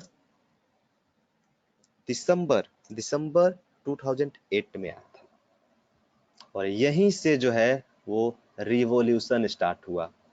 यहाँ से ये जो पाइथन 3.0 आया, वो यहीं से रिवॉल्यूशन स्टार्ट हुआ पाइथन का। वरना पाइथन सब लोग मतलब जानता था, बस सिर्फ उतना ज्यादा इसका इस्तेमाल नहीं किया जाता था। सब लोग जावा का ही इस्तेमाल करता था। मगर ये 2008 में जब आया और इसको जो प्रमोट किया, वो प्रमोट किया गूगल गूगल और साथ ही साथ कौन? नासा। इस तरह की जो है वो कंपनीज जो है वो इसको प्रमोट की। गूगल, नासा, फेसबुक, इस तरह का बड़ा बड़ा कंपनी जो है इसको प्रमोट किया। और जिसको प्रमोट किया तो वो एकदम आगे निकल गया, क्योंकि इसका सबसे बेनिफिट्स था इसका कंसाइज कोड। यानी जो कोड हम जावा में 100 लाइन का लिखेंगे, पाइथन में सिर्फ 15 से 20 लाइन का कोडिंग करेंगे, वही सेम काम होगा। तो जाहिर सी बात है, सेम काम हो रहा है तो सब लोग चाहेगा कि पाइथन में ही स्विच करें। This is the only reason for Python. ठीक है, और इसका क्या ये है, जैसे कि आप लोग को बतलाए हुए थे कि पाइथन 3.0 जो है वो अलग है और पाइथन पाइथन 2.0 जो है वो अलग है। ये पाइथन 3 वाला जो वर्जन है वो बिल्कुल अलग है और ये दोनों इंडिपेंडेंट है। यानी ये जरूरी नहीं है कि पाइथन 3.0 में जो हम प्रोग्राम लिखे हैं वो पाइथन 2.0 में रन करेगा, और पाइथन जो 2.0 में लिखे हैं वो पाइथन 3.0 में रन करेगा। जिसका क्या एक आप लोग चेक कर सकते हो। जैसे प्रिंट जो है, प्रिंट प्रिंट इस तरह से अगर जो हम लिखेंगे, इस तरह से अगर लिखे हैं, तो ये जो है वो पाइथन 2 में आराम से वो रन हो जाएगा। पाइथन 2 में ये रन हो जाएगा। मगर मगर पाइथन 3 में अगर जो सेम ही चीज को अगर लिखेंगे तो ये जो है रन नहीं होगा। Not acceptable, not acceptable. ये पाइथन 3 में ये एक्सेप्टेबल नहीं होगा। जब भी लिखेंगे तो पाइथन 3 में किस तरह से लिखते हैं? प्रिंट प्रिंट और उसके अंदर कुछ भी मैसेज लिखते हैं, इस तरह से लिखते हैं। अगर जो इस तरह से लिखने की कोशिश करते हैं तो वो पाइथन 2 में तो रन हो जाएगा, मगर पाइथन 3 में वो एक्सेप्टेबल नहीं होगा। क्लियर है? तो ये जरूरी नहीं है कि जो प्रोग्राम हम पाइथन 2 में लिखे हुए हैं वो सेम प्रोग्राम पाइथन 3 में लिख सके। किसी को यहाँ तक कोई कंफ्यूजन?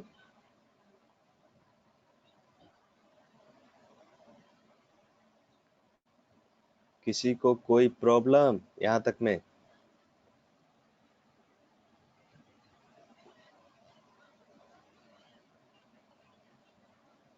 क्या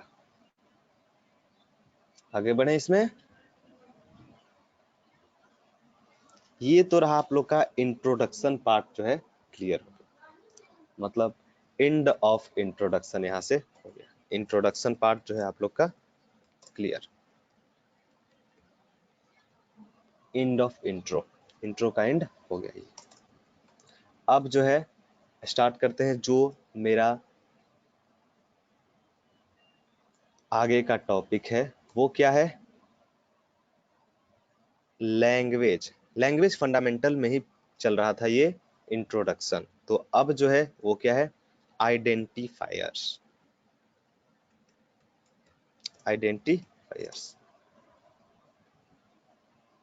नेक्स्ट टॉपिक क्या है? Keywords and identifiers. तो आइडेंटिफायर्स पे हम लोग पढ़ते हैं कि आइडेंटिफायर्स क्या होता है। ठीक है, आगे बढ़े या रिप्लाई रिप्लाई आगे बढ़ा जाए?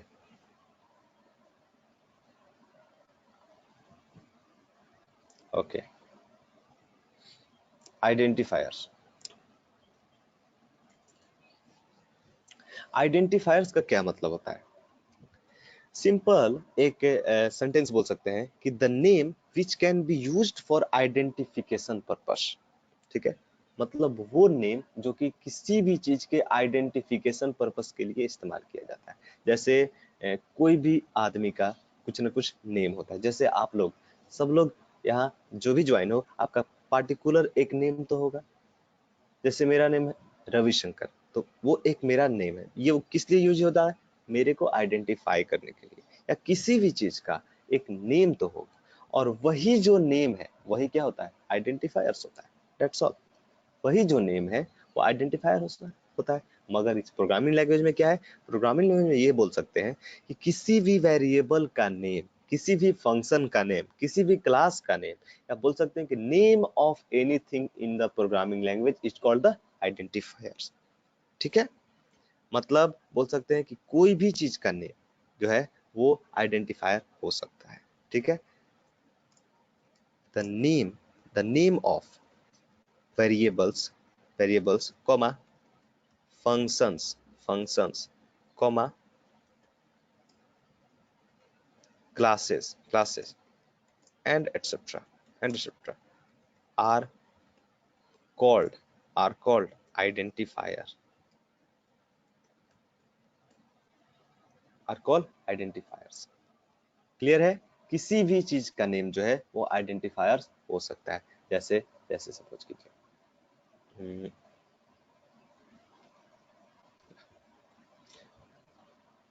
जैसे यहाँ पे एक प्रोग्राम लिखते हैं, एडिट प्लस में लिख देते हैं, कंट्रोल एन, या जैसे यहाँ पे लिखें एक इनपुट ले रहे हैं 100 b इक्वल टू 20। ठीक है, प्रिंट प्रिंट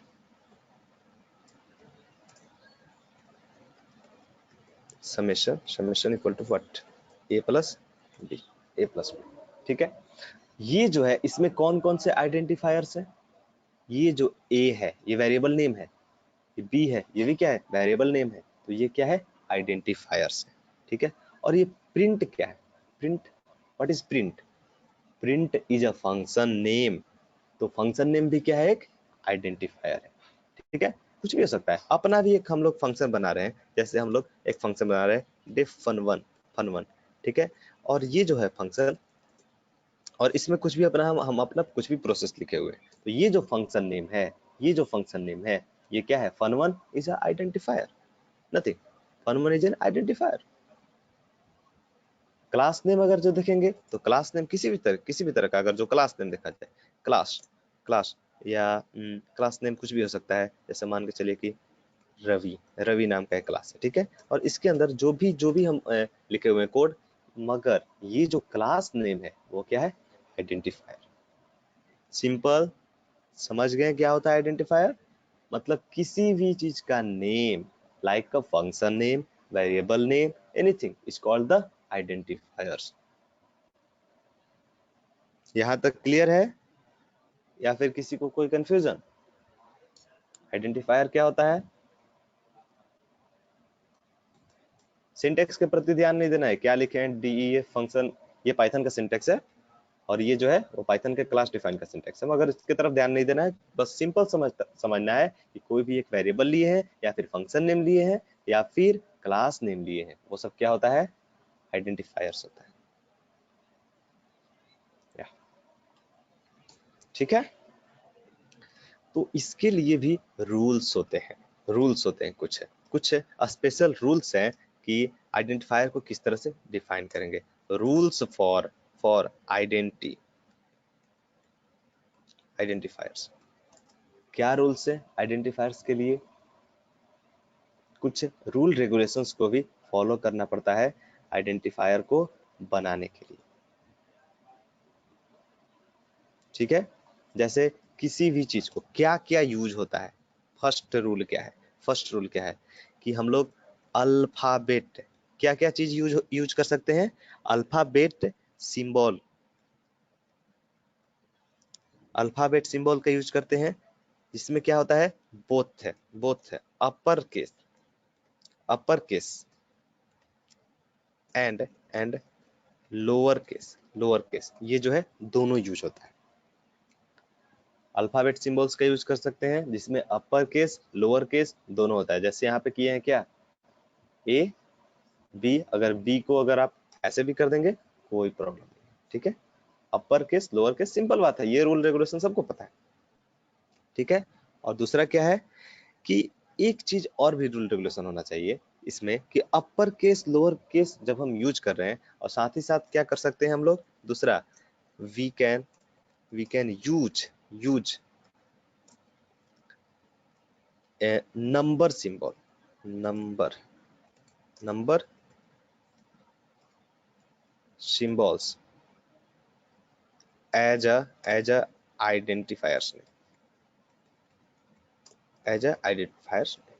हम लोग और क्या यूज कर सकते हैं कि नंबर सिंबल्स का हम लोग इस्तेमाल कर सकते हैं, मगर इसके लिए भी एक जो है रूल है। क्या रूल है?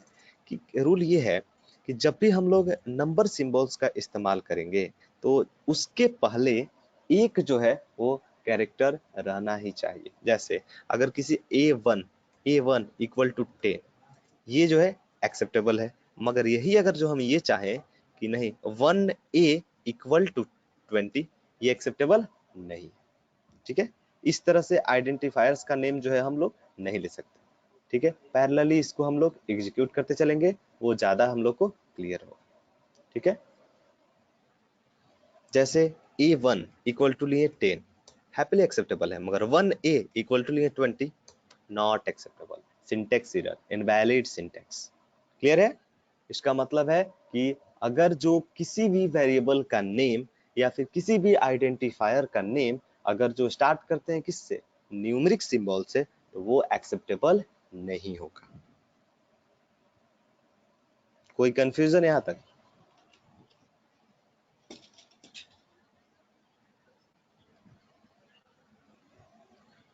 जैसे जैसे एक और टोटल इक्वल टू लिखिए इतना, ठीक है। मगर वही चीज चाह रहे हैं कि नहीं वन, इस तरह से वन टोटल, या 1 2 3 टोटल इक्वल टू इतना, not acceptable, invalid syntax. Because किसी भी आइडेंटिफायर का नेम, किसी भी वेरिएबल का नेम हम लोग इस तरह से नहीं ले सकते हैं। जब भी लेंगे तो किस तरह से लेंगे, फॉर्मेट में इस तरह से कि पहले जो होना चाहिए वो कैरेक्टर होना चाहिए, ठीक है। यहाँ तक किसी को कंफ्यूजन कुछ?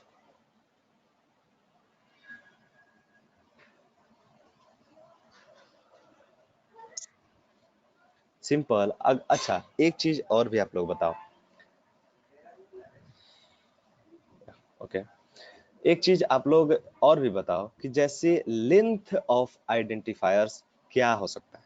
जैसे मैक्सिमम कितना लेंथ तक का आइडेंटिफायर ले सकते हैं, मैक्सिमम मैक्सिमम कितना। आपके पास ऑप्शन है 1 से 1 से लेकर के 64।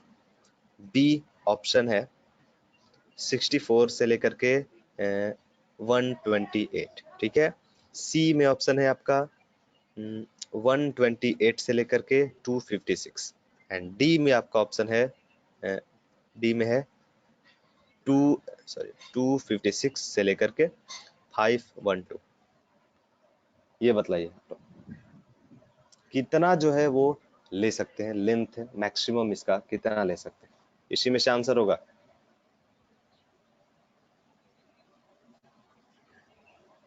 हम बोल रहे हैं इसी में से आंसर होगा। सी कार्तिक, सी इट मींस 128 से लेकर 256। और कोई रिस्पॉन्ड गाइस, रिस्पॉन्ड। कितना ले सकते हैं लेंथ, लेंथ ऑफ आइडेंटिफायर्स कितना ले सकते हैं? No idea, no idea, I don't want to hear no. अरे कुछ तो बोलो, इसमें से कोई भी एक बोल दो, कितना ले सकते हैं?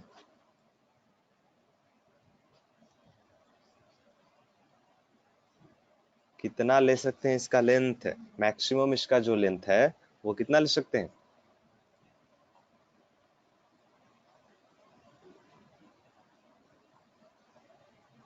Be no. सबसे पहला तो बात यह है कि थोड़ा सा कंफ्यूज करने के बाद आप लोग कंफ्यूज हो जाते हैं। कोई भी स्पेसिफिकेशन नहीं होता है इसका कि कितना आप ले सकते हैं लेंथ ऑफ आइडेंटिफायर्स, ठीक है। आप लोग जितना चाहे उतना ले सकते हैं आइडेंटिफायर्स का लेंथ, उसके लिए आप इंडिपेंडेंट हो।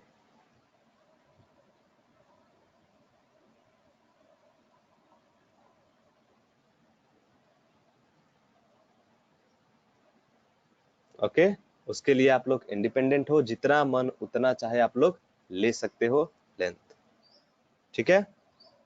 या अगर जो आप लोग चाहो कुछ भी अगड़म बगड़म अगड़म कुछ भी, अगर जो आप लोग को लेना है जितना मन उतना, तो आप लोग खुद ले सकते हो। मगर खुद से सोचो एक चीज कि अगर जो जितना बड़ा लोगे, अगर उसको एक्सेस करना होगा, उसका यूज करना होगा, तो उतना ही बड़ा हमको लिखना पड़ेगा। तो इसलिए क्या करते हैं, छोटा से छोटा यूज करते हैं और साथ ही साथ वैसा यूज करते हैं जो कि अप्रोप्रिएट हो। जैसे आप लोग जैसे कुछ भी वेरिएबल का नेम नहीं ले लेते हैं, कुछ भी वेरिएबल का नेम नहीं लेते हैं, नहीं तो फिर उसको हो ही नहीं पाएगा एक्सेस। जनरली क्या यूज करते हैं, A B C P Q R and इतना ही यूज करते हैं, ठीक है। बाकी जो है चीजें हम लोग नहीं यूज करते। किसी को यहाँ तक में कोई कंफ्यूजन नहीं? जैसे सिंपल बात है, हम लोग अपने रियल लाइफ में देखा जाए तो किसी भी आदमी का नेम पार्टिकुलर एक अच्छा सोच कर रखा जाता है। जैसे मेरा नेम है रवि, अच्छा है, कोई प्रॉब्लम नहीं है। या फिर इसमें जितने भी हैं लोग, लाइक एक तो रणवीर सिंह, ठीक है, और भी जो लोग हैं जुड़े हुए हैं, तो सबका तो आज एक अच्छा नेम। जैसे मान के चलिए कि कोई भी आपके घर में एक बच्चा है, ठीक है, और उसका नाम रख दिए क्या, कुत्ता, ठीक है। मतलब सिंपल, अगर जो उसका नाम रख दिए डॉग, डॉग, ठीक है। तो अब जब वो बच्चा है तब तो उसको नहीं पता है कि वो क्या है, आप कुछ भी उसका नाम रख दिए, ठीक है। जब वो बड़ा होगा और उसको रियलाइज होगा, करे what's my name, dog, what is the meaning of dog, कुत्ता, दैट्स ऑल। उस दिन वो पूछेगा, एंड उस टाइम में क्या होगा आप लोग खुद से सोच सकते हो। इसलिए जो है कोई भी आइडेंटिफायर्स का नेम जो है वो सोच समझ के रखा जाता है, ठीक है। आगे बढ़ते हैं, और क्या क्या चीज नहीं यूज कर सकते हैं आप लोग को बता दें। जो एक डॉलर सिंबल है, डॉलर सिंबल्स, उसका हम लोग इस्तेमाल नहीं करते हैं किसके अंदर, ये जो डॉलर सिंबल है, dollar symbol, dollar is not used as a identifier in Python. Dollar is not used as an identifiers, okay। Dollar का हम लोग इस्तेमाल नहीं करते हैं किसी भी आइडेंटिफायर्स के नॉमेनक्लेचर में, ठीक है। किसी भी आइडेंटिफायर के नॉमेनक्लेचर में हम लोग नहीं यूज करते हैं डॉलर का।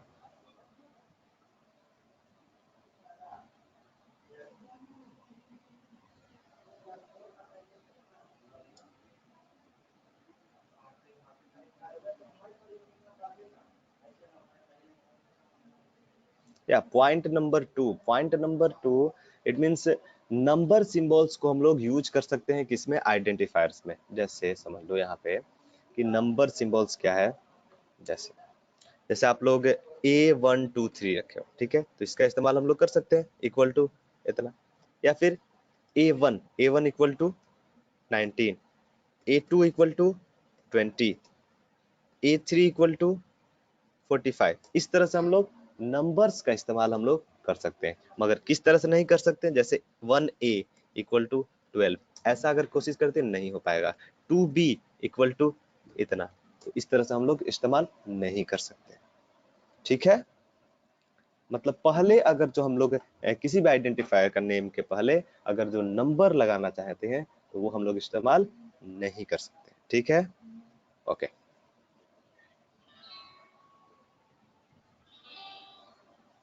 या आगे बढ़े।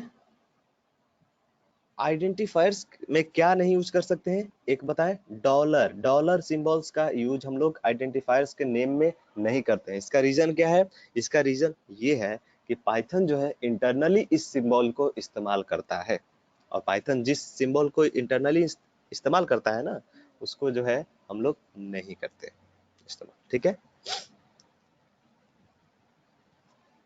और क्या चीज का, जैसे और स्पेशल कैरेक्टर्स के बारे में देखा जाए कि किसका हम लोग नहीं कर सकते इस्तेमाल। स्पेशल कैरेक्टर्स में तो जनरली सबका इस्तेमाल नहीं कर सकते, किसी भी स्पेशल कैरेक्टर्स का इस्तेमाल नहीं होता है, जैसे पॉइंट वगैरह इस तरह का कोई भी चीज का इस्तेमाल जो है नहीं करते हैं किसके अंदर,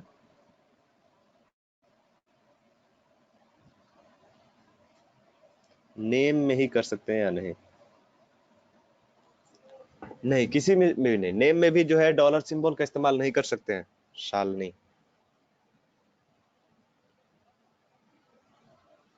नेम में ही, आइडेंटिफायर्स का मतलब होता है name he. Don't ask this type of silly questions, okay.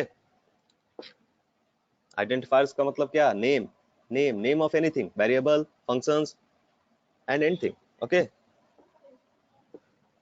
इसमें इस्तेमाल डॉलर का नहीं कर सकते हैं क्योंकि पाइथन जो है इंटरनली इसका इस्तेमाल करता है। और स्पेशल कैरेक्टर्स में किसका कर सकते हैं हम लोग, सिर्फ और सिर्फ अंडरस्कोर का ही इस्तेमाल हम लोग करते हैं। ये क्या है, अंडरस्कोर, जैसे A_B, इसका इस्तेमाल हम लोग आसानी से कर सकते हैं, कोई प्रॉब्लम नहीं होगा, ठीक है। A_B इस तरह का जो है हम लोग इस्तेमाल कर सकते हैं, कोई प्रॉब्लम नहीं है। जैसे हम लोग जनरली करते हैं ना, EMP नेम इक्वल टू, या आसानी से इसको हम कर सकते हैं। डॉलर का इस्तेमाल करते हैं, नहीं करते हैं। अंडरस्कोर का करते हैं, हाँ। स्पेशल कैरेक्टर्स में सिर्फ और सिर्फ अंडरस्कोर ही वैलिड होता है, ठीक है। अंडरस्कोर का ही सिर्फ और सिर्फ इस्तेमाल कर सकते हैं, और किसी का भी हम लोग इस्तेमाल नहीं कर सकते, ओके। यहाँ तक में किसी को कोई कंफ्यूजन,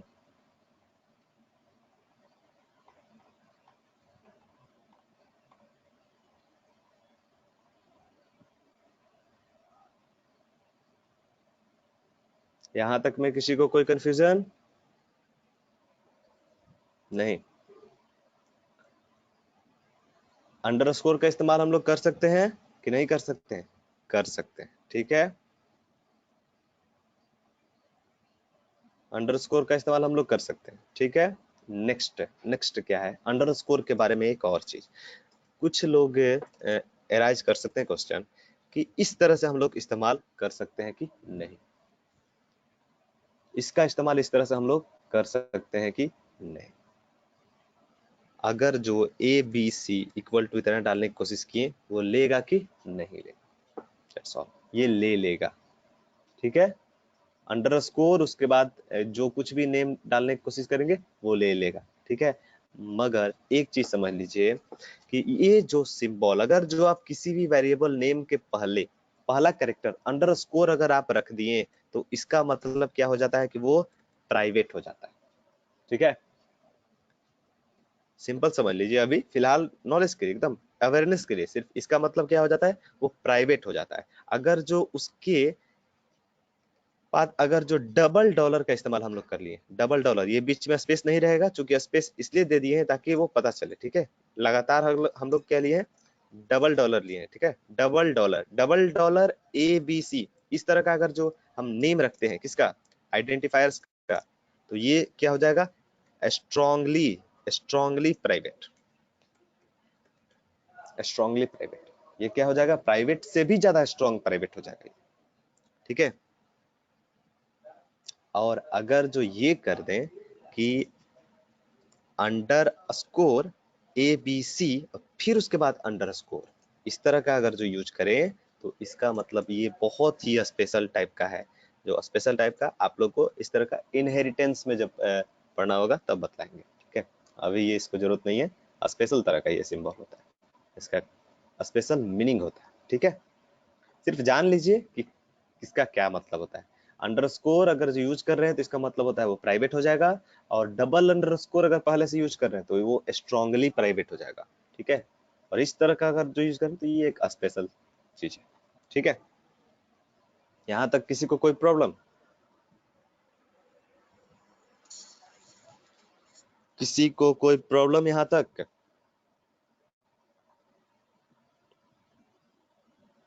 ओके, आगे बढ़े। आइडेंटिफायर्स तो हो गया। नेक्स्ट नेक्स्ट जो है वो क्या है, कीवर्ड्स। कीवर्ड्स, और एक चीज, एक रूल और भी है इसमें। क्या है चौथा rule, we can not use use keywords keywords as an identifiers.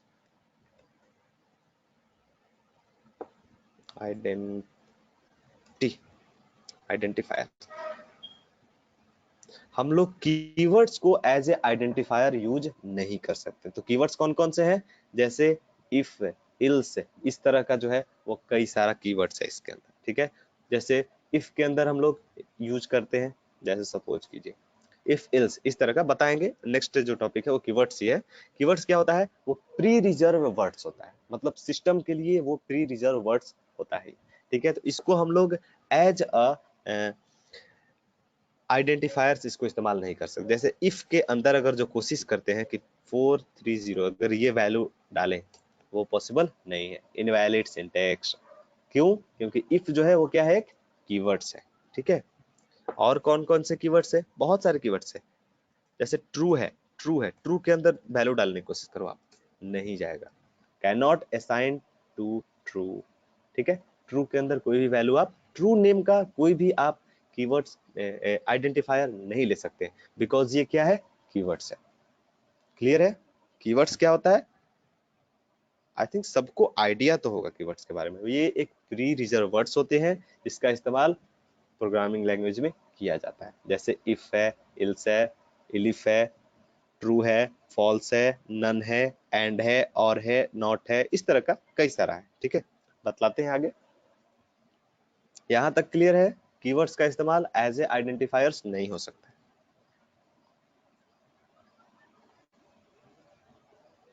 ठीक है। जैसे कोई भी वेरिएबल का नाम आप इफ कैसे रख सकते हो, सिंपल बात है, इफ आप नहीं रख सकते। इल्स, किसी भी फंक्शन का नाम आप इल्स कैसे रख सकते हो, नहीं रख सकते। इट्स ऑल, यही बात है, और कुछ नहीं, ठीक है। कीवर्ड्स, कीवर्ड्स कीवर्ड्स क्या होता है, कीवर्ड्स देखो, कोई भी प्रोग्रामिंग लैंग्वेज में कुछ वर्ड्स जो है वो रिजर्व्ड होते हैं, जिसके साथ आप छेड़छाड़ नहीं कर सकते, ठीक है। जैसे वो सिंटेक्स में यूज किए जाते हैं उसके। जैसे फॉर लूप में क्या यूज किया जाता है, फॉर। फॉर के अंदर आप वैल्यू स्टोर कराने की कोशिश करो तो नहीं हो पाएगा, बिकॉज क्या है, फॉर क्या है, एक कीवर्ड्स है, ठीक है। वाइल, वाइल क्या है? लूप है। वाइल लूप का सिंटेक्स होता है, तो वाइल को आप एज ए आइडेंटिफायर यूज करो तो नहीं कर सकते, या फिर वाइल का मीनिंग आप चेंज कर दो, नहीं कर सकते। यानी कि वैसे रिजर्व वर्ड्स जो कि सिस्टम में पहले से ही रिजर्व होते हैं, यानी कि प्रोग्रामिंग लैंग्वेज में पहले से ही रिजर्व है कुछ यूज के लिए, वो जो है कीवर्ड्स कहलाते हैं। यानी इसको बोल सकते हैं कि प्री डिफाइंड वर्ड्स या reserve words. We can define the in any language, any programming language, some words are reserved for some meaning or functionality. It's called the reserve words. Reserve words. It is also called the क्या क्या बोलते हैं इसको? Reserve word.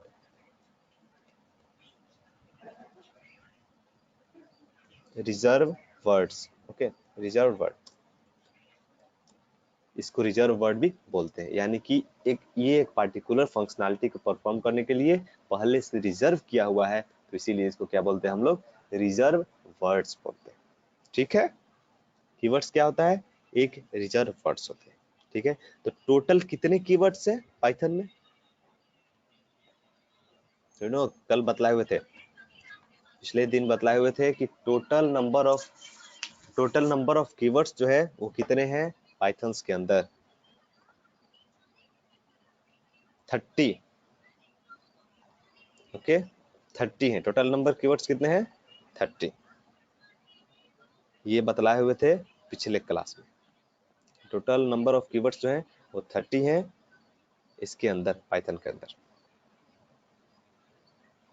मगर एक चीज जान लीजिए कि 30 तो है कीवर्ड्स, मगर क्या है कि जैसे जैसे वर्जन्स पाइथन के चेंज हुए हैं, शुरू में जब 3.0 करके आया था वर्जन, तो उस टाइम में 30 था, फिर उसके बाद 33 हुआ, फिर उसके बाद 35 हुआ।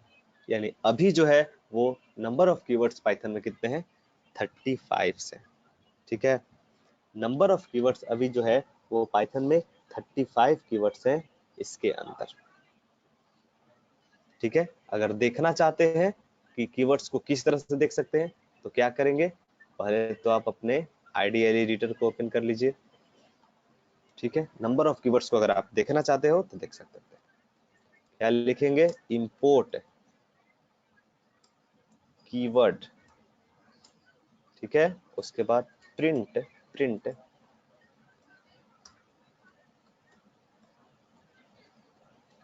Keyword dot केडब्ल्यू list. या ये पूरा जितने भी कीवर्ड्स हैं वो सब जो है यहाँ से डिस्प्ले हो गए। इसको ऐसे कॉपी कर लेते हैं और पेस्ट कर देते हैं यहाँ पर। टोटल जो कीवर्ड्स हैं पाइथन में वो कितने हैं? तो इसको जो है ये सब एक ही लाइन में आ गया, तो इसको जो है लाइन बाय लाइन इसको ब्रेक कर देते हैं।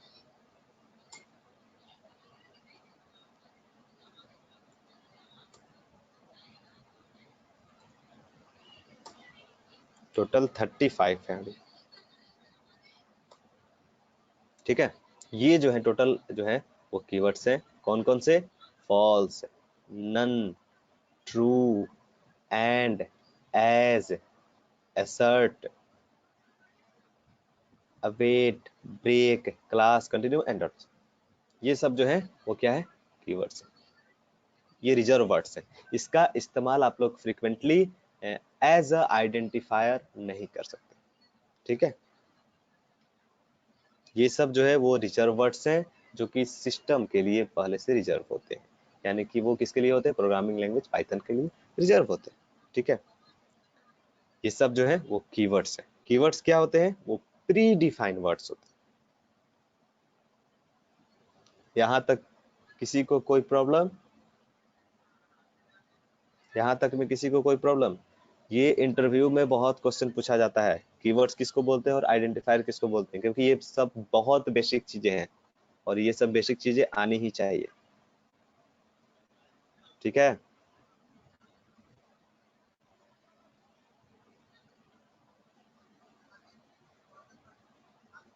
अब इसमें एक स्पेशलिटी आप देखिएगा, ये जो फॉल्स है, नन है और ट्रू है, तो ये तीनों जो पहले के जो ये 3 कीवर्ड्स हैं, ये सब इसके जो फर्स्ट लेटर है वो क्या है? कैपिटल है। बाकी सबका जो भी लेटर है वो क्या है, स्मॉल में। स्टार्टिंग से लेकर एंडिंग तक सबका स्मॉल में है, मगर ये जो फर्स्ट 3 है मतलब फॉल्स, नन, ट्रू, ये सब क्या है, कैपिटल में इसका फर्स्ट लेटर है। ठीक है, ये चीज जो है अगर थोड़ा सा याद रखिएगा कि ये जो तीनों हैं कौन कौन से, बाकी जो सभी हैं वो सब स्मॉल लेटर में, लोअर केस में। ठीक है,